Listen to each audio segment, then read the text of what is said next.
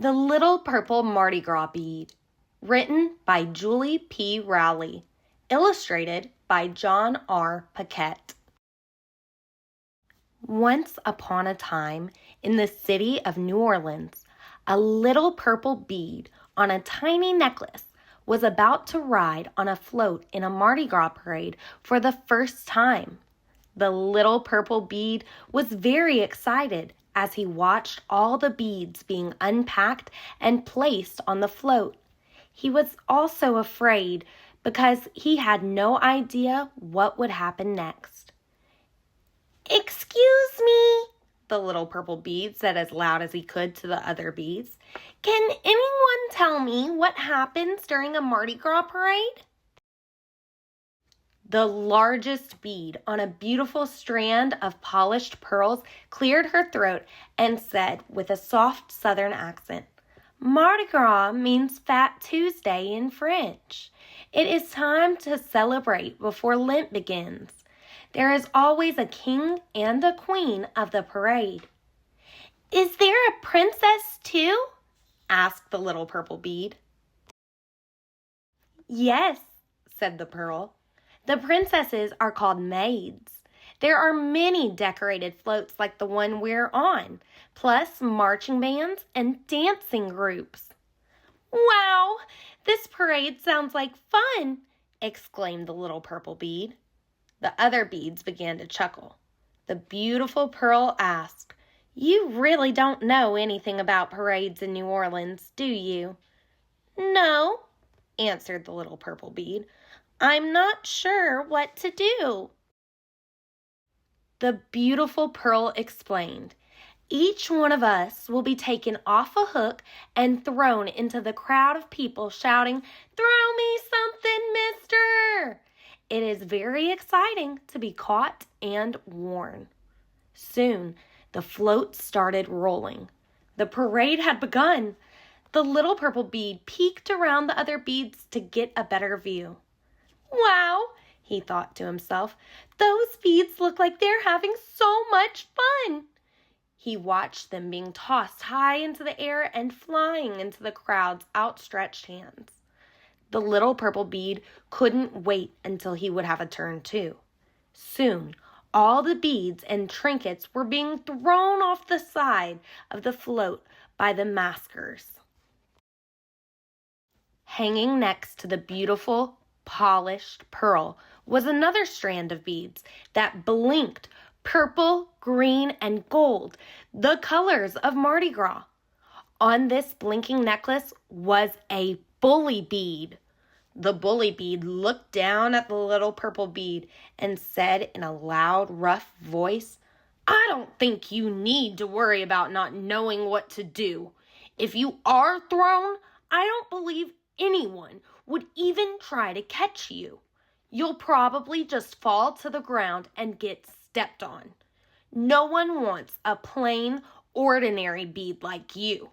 Everyone out there wants fancy beads.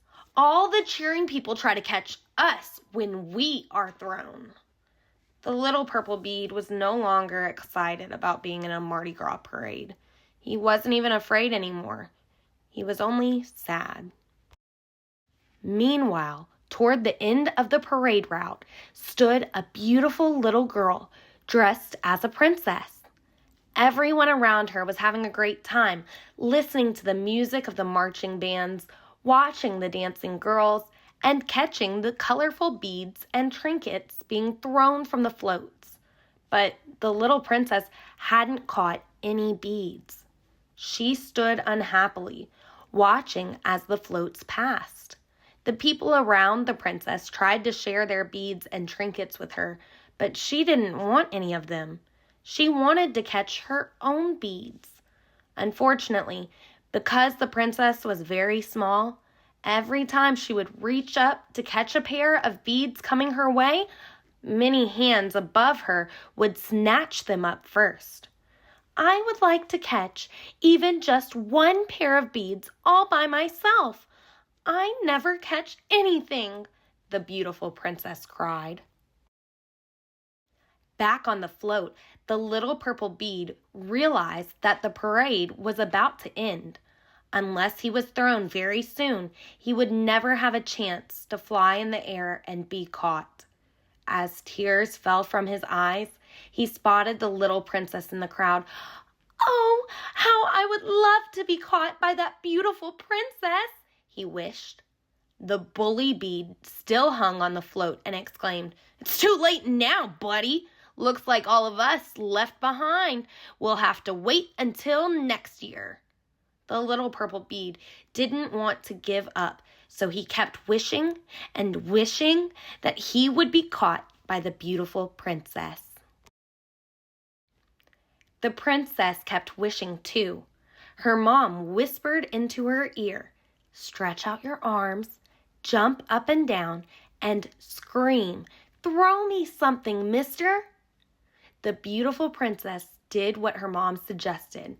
She held up her arms as high as she could and yelled at the top of her voice, "Throw me something, mister!" But the masked riders on the float didn't hear or see her. As the very last float was passing, the princess stood in silence, afraid that her wish would not come true. All of a sudden, a rider snatched the little purple bead off his nail and threw him from the float. But was it too late? The little purple bead flew through the air and spotted the princess among the crowd. He twisted, twirled, and wished as hard as he could to be caught by her. It was as if the princess's wish and the little purple bead's wish met and formed a breeze to carry him.